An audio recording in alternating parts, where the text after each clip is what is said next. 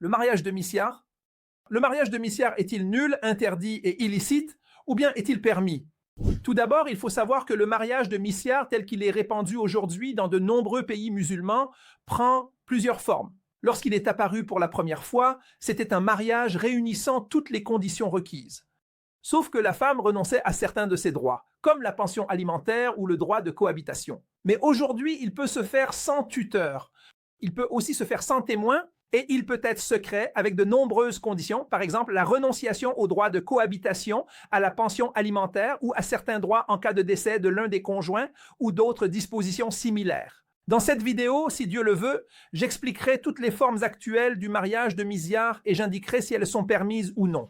Premièrement, si ce mariage de misyar se fait sans tuteur, alors selon la majorité des savants, les malikites, les chaféites et les hanbalites dans leur école, ainsi que ce qui a été rapporté de Muhammad ibn al-Hassan, ce mariage est nul et il n'est pas permis.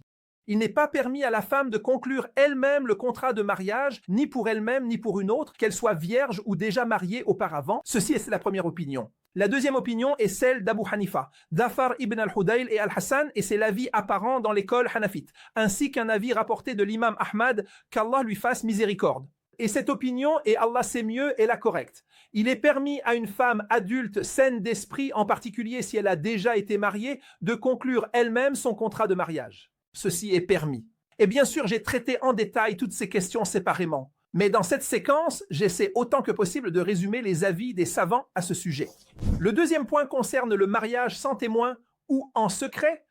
Donc, si ce mariage misyar se fait sans témoin, il est nul selon la majorité des savants, les hanafites, les malikites, les chaféites et les hanbalites selon leur école. Et tous les savants ont dit que si le mariage se fait sans témoin, il est nul, à l'exception de l'avis des malikites. Mais s'il y a des témoins, tout en posant la condition que cela reste secret et que personne d'autre que les témoins ne soit au courant, c'est-à-dire qu'ils gardent le mariage secret, qu'ils amènent l'épouse et l'époux avec des témoins mais disent de ne le dire à personne, est-ce que cela est considéré comme un mariage valide ou non? Selon la majorité des savants, le mariage est valide tant qu'il remplit les conditions, tant qu'il y a 2 témoins, c'est suffisant. Mais chez les malikites, le mariage est nul et il ne faut pas cacher le mariage. Bien, le troisième point, s'il l'épouse à condition de ne pas subvenir à ses besoins, ce qui arrive souvent de nos jours, par exemple, un homme épouse une femme dans le cadre d'un mariage misyar, mais dit « je ne vais pas subvenir à tes besoins, tu t'en occupes toi-même ». Est-ce que cette condition est valable ou non? Donc, si un homme épouse une femme à condition de ne pas subvenir à ses besoins ou que ce soit à elle de subvenir à ses propres besoins, le mariage est valide selon la majorité des savants, les hanafites, les chaféites et les hanbalites. Mais cette condition est nulle et il doit subvenir à ses besoins, c'est-à-dire que le mariage est valide mais la condition est nulle. Quant aux malikites, ils disent que si l'on découvre ce contrat avant la consommation du mariage, alors le contrat est nul. Mais si la consommation du mariage a eu lieu, alors le contrat est valide, la condition est nulle et il doit subvenir à ses besoins. Selon l'accord des 4 écoles juridiques, si la consommation du mariage a eu lieu et que cette condition a été stipulée dans le contrat, dans ce cas, le mariage est valide et la condition est nulle, mais cela ne s'applique que si la condition a été posée lors de la conclusion du contrat. Si la condition a été posée après le contrat, alors qu'elle est toujours sous sa protection, c'est-à-dire après le mariage, il a dit « Non, par Dieu, je ne peux pas subvenir à tes besoins ». Elle lui a répondu « D'accord, cela ne me pose pas de problème. Je peux subvenir à mes propres besoins ». Dans ce cas, cette condition est acceptée par consensus des savants, tant qu'elle y consent. Mais, et Dieu sait mieux, je pense que si un homme épouse une femme à condition de ne pas subvenir à ses besoins, et que cela est dû à sa pauvreté, ou parce qu'il a déjà une autre épouse et des enfants, et que c'est la seconde épouse qui a accepté cette situation, et qu'il n'est pas en mesure de subvenir aux besoins de plus d'un foyer, et qu'ils se sont mis d'accord pour qu'elle renonce à sa pension alimentaire, alors dans ce cas, cette condition est permise et elle est applicable. Et il ne lui est pas permis de lui réclamer une pension alimentaire par la suite, même si cela a été stipulé dans le contrat de mariage. Et c'est l'avis de Cheikh al-Islam ibn Taymiyyah, qu'Allah lui fasse miséricorde. De même, si le mari devient incapable de subvenir aux besoins de sa femme et que celle-ci l'accepte ensuite, alors, dans ce cas, elle n'a plus le droit de réclamer une pension alimentaire. Car s'il n'avait pas été dispensé de cette obligation, il ne se serait pas engagé dans le mariage, c'est-à-dire qu'aujourd'hui, beaucoup d'hommes disent « Non, je ne peux pas t'épouser ». Je lui ai dit « Non, c'est bon, épouse-moi et renonce à la pension alimentaire ». Il n'est donc pas acceptable, après qu'il ait accepté cette condition, qu'elle vienne ensuite réclamer une pension alimentaire, car il y a beaucoup de femmes non mariées Et il y a peu d'hommes, et parmi les femmes, certaines sont riches grâce à Dieu et souhaitent préserver leur chasteté, mais ne trouvent que ce genre d'homme qui n'est pas en mesure de subvenir à leurs besoins. Dans ce cas, si elle a accepté cela dès le départ et que s'il n'avait pas été dispensé de la pension alimentaire, il ne l'aurait pas épousée, alors dans ce cas, cette condition s'applique et il n'est pas obligé de subvenir à ses besoins. En revanche, s'il est capable de subvenir à ses besoins et qu'il n'y a aucun empêchement, mais qu'il a renoncé à la pension alimentaire par avarice, alors la pension alimentaire ne tombe pas et il est dans l'obligation de subvenir à ses besoins dans ce cas. C'est-à-dire, pour clarifier, il y a une différence entre le fait qu'elle l'ait épousé sous cette condition alors qu'il est réellement incapable de subvenir à ses besoins. Dans ce cas, elle ne peut pas lui réclamer de pension alimentaire. Bien, le quatrième point concerne la condition imposée à la femme de subvenir à ses besoins ou de lui donner quelque chose. Cela signifie que c'est elle qui a posé comme condition que je t'épouse.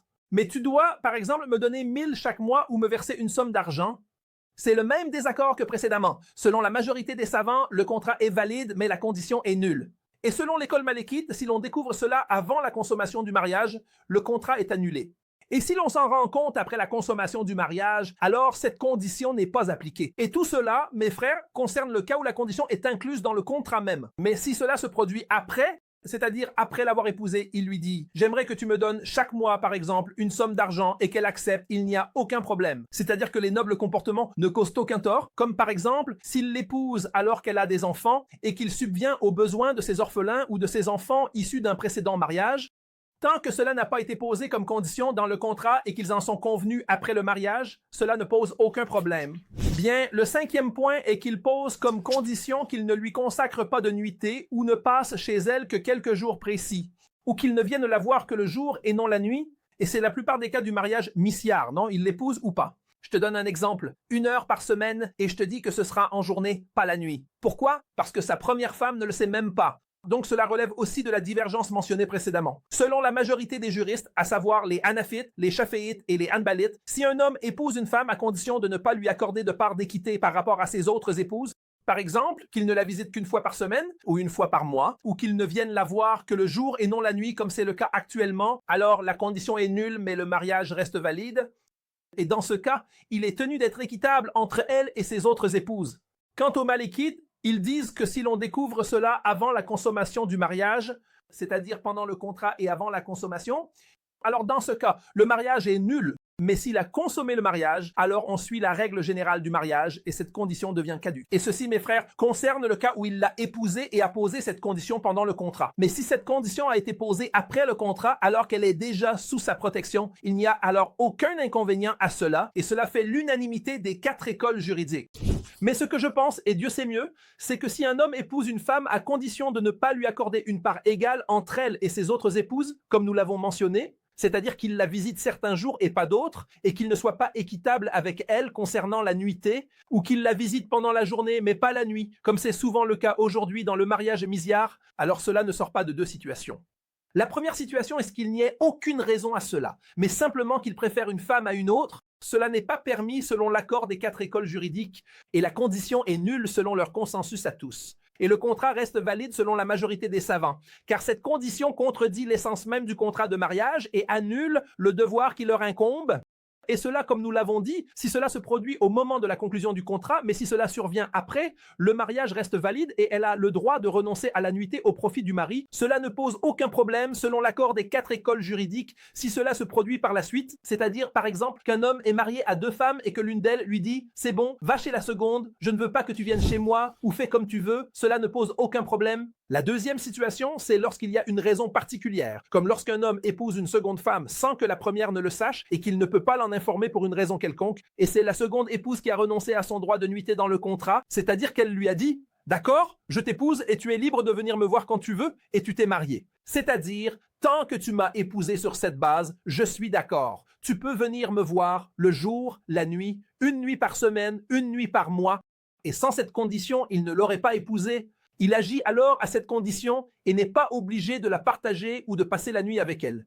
Et elle n'a pas le droit de lui réclamer l'équité dans la répartition des nuits par la suite, c'est-à-dire qu'elle ne peut pas, après le mariage, lui dire « Non, tu m'as épousé et j'ai droit à une nuit comme l'autre épouse a droit à une nuit. » Et elle n'a pas le droit de revenir sur cette décision. Soit elle accepte la condition sur laquelle ils se sont mis d'accord, soit elle se sépare de lui et lui rend ce qu'il lui a donné. Et que dit l'imam Ibn Qudama, qu'Allah lui fasse miséricorde? Al-Hassan et Atta ne voyaient aucun mal dans le mariage des journalières, c'est-à-dire il vient pendant la journée, non la nuit. Al-Hassan al-Basri disait qu'il ne voyait aucun inconvénient à ce qu'un homme épouse une femme à condition de lui consacrer des jours précis dans le mois, c'est-à-dire qu'il va la voir par exemple 1 ou 2 jours chaque mois, et s'ils se sont mis d'accord sur cela, il a dit qu'il fallait respecter cette condition. Alors le 6e point qui est très important et sur lequel on m'interroge souvent concerne la condition de non-héritage entre eux, c'est-à-dire qu'il l'épouse à condition qu'il ne l'hérite pas ou qu'elle ne l'hérite pas.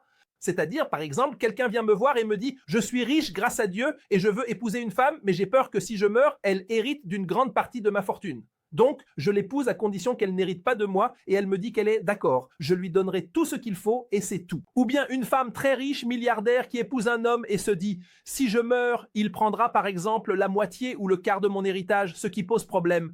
Donc, je l'ai épousé à condition que si je meurs, il ne mérite pas et s'il lui meurt, je ne l'hérite pas non plus. » Est-ce que cette condition est invalide? Cette condition est invalide selon la majorité des savants et elle n'est pas prise en compte. Si l'un des deux décède, l'autre hérite de lui.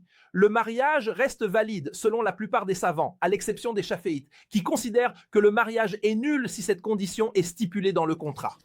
Mais l'avis correct est que le mariage est valide et que cette condition n'est pas appliquée, car elle est invalide.